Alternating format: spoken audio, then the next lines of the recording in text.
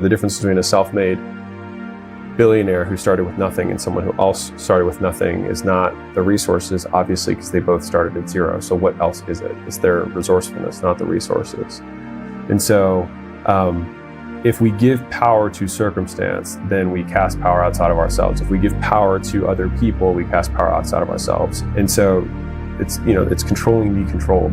You can take pride in the fact that you admit that there's a deficit, right? But the only thing you can't take pride in is casting and being a victim. Even if you're right, it doesn't serve you. And so it's owning the fact that like you are the only person who can actually change anything about your life, because you may blame your circumstances, but no one else will care.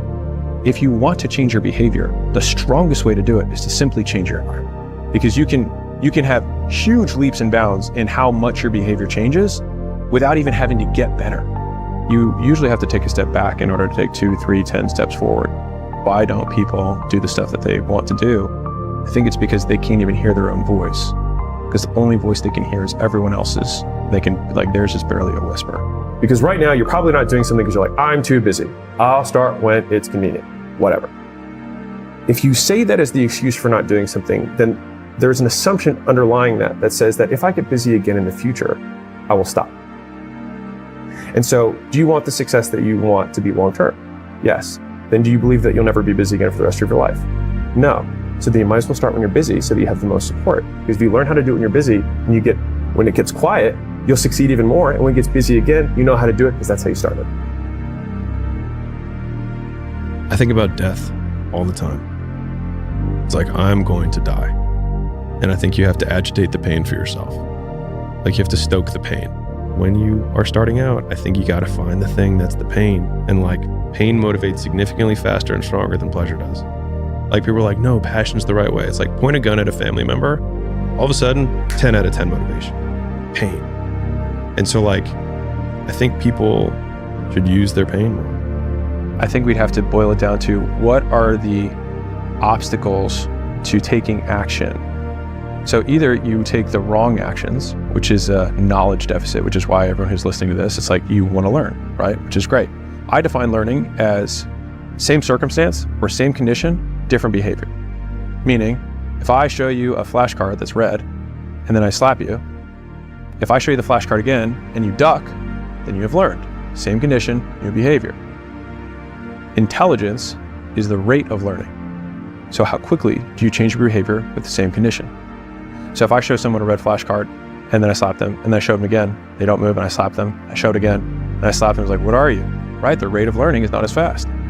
And so to the same degree, and this is for, I know this is I'm gonna poke my finger in this hole real quick.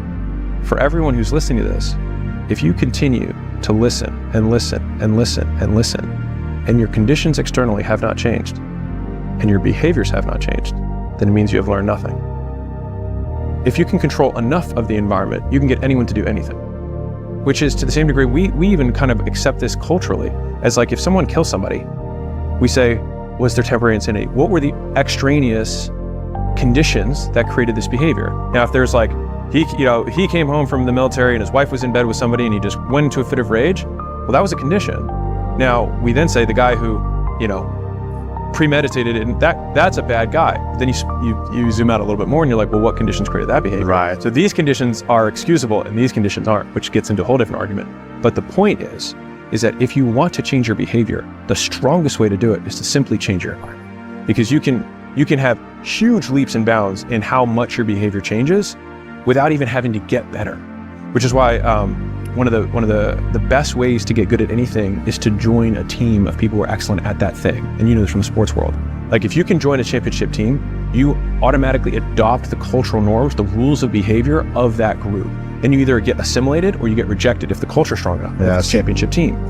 And so I think that is the absolute shortcut, the cheat code to getting what you want is changing everything around you. So like, if everybody around you is poor, don't listen to them about how to get rich. And don't seek their approval for your behavior, because everything that they're going to approve of is keeping you where you're at. And so I think if you have enough money to leave home, then do so. If you can't leave the town you're in, then move across town. Just go 30 minutes away. Just go on the other side of town. Make it more convenient to do the things that you want to do. Make it less convenient to hang out with the people and do the stuff that you don't want to be doing. And if you do enough of those make it easier, make it harder trade-offs, eventually you start doing more of the stuff that you want to do and less the stuff you don't. And that compounds. And I think a lot of times that is a lot easier than trying to willpower your way through anything, because willpower is finite. If there is no ice cream in the freezer and you have to get in your car to then go somewhere to get the, like, it's a lot harder. It's a bigger thing, right? So it's like, how can I make it as inconvenient as possible to do the things that I don't want to do? Hate only comes from below. Like, no one above you is hating on you because they're not thinking about you, because winners focus on the goal, losers focus on winners. You can define sales as the ability to get people to comply with your request. You can define leadership the same way. Management, marketing to a degree is getting people to comply with a larger request, publicly. But I think that fundamentally is a skill that people have to have if they're going to be successful in entrepreneurship. They have to have tremendous drive, whether that's a combination of towards or away. So they have a big mission that they really want to achieve, or they have some very big fear that they're running away from. Either way, I think the fuel works, just from a pure entrepreneurship perspective. The third piece is impulse control, is that they have to be able to say no to things on a regular basis for an extended period of time. And I think they have to be able to boil down the success of their business into inputs and outputs. For most entrepreneurs, like if they have those things, if they have the ability to lead other people, /sell, just influence, they have some big motivator. They can control themselves long enough to keep on going during that period of time, and they are doing the right things because they know the inputs and outputs to be successful, to create the thing that they want. It becomes a very difficult person to beat. There's 3 traits that people, when they looked at, because they were trying to find habits of highly successful people, and when they actually pulled apart, it's not, and I hope I'm not contradicting anything, but there's people who are really rich who wake up really late and work really late, and there's people really rich who wake up really, really early, and there's people really rich who eat really healthy, and there's people really rich who drink Coca-Cola and eat French fries every day. And so there's all these things that we want to make as truths, but there's easy examples that counter those things. So it's like, what are the few things that are true, or at least that seem to be present in all of the situations? And it seems as though they were surprisingly few. And so the 3 common traits that they had found were: 1, that people have a superiority complex. They believe they're better than others, and they believe that they deserve more than everyone else does, and that they can accomplish big goals, right? So they have a bigger vision because they believe they deserve it, or whatever it is, that they were able to identify that. The second thing that they were able to identify is that they had crippling insecurity, and which is a paradox of paradoxes. They feel they'll never be enough, and they'll always be measured against the things that they've achieved. And so you've got this crazy dynamic between they think they're better than everyone, they think they deserve more, they want to go after this big hill, and at the same time, they fear they'll never be good enough, and they'll never actually achieve it, and they actually suck. And then the third piece, which kind of adds the beautiful mix of this, is impulse control. And so they're able to control their actions and focus on a single thing for an extended period of time. And so if you put those 3 things together, it's like you've got a big goal that's pulling you this way, you've got this big fear that you are running away from, and then you've got impulse control to keep you focused on the one thing that matters. And if you do that, if you are the type of person who has those traits, then you are very likely to be successful.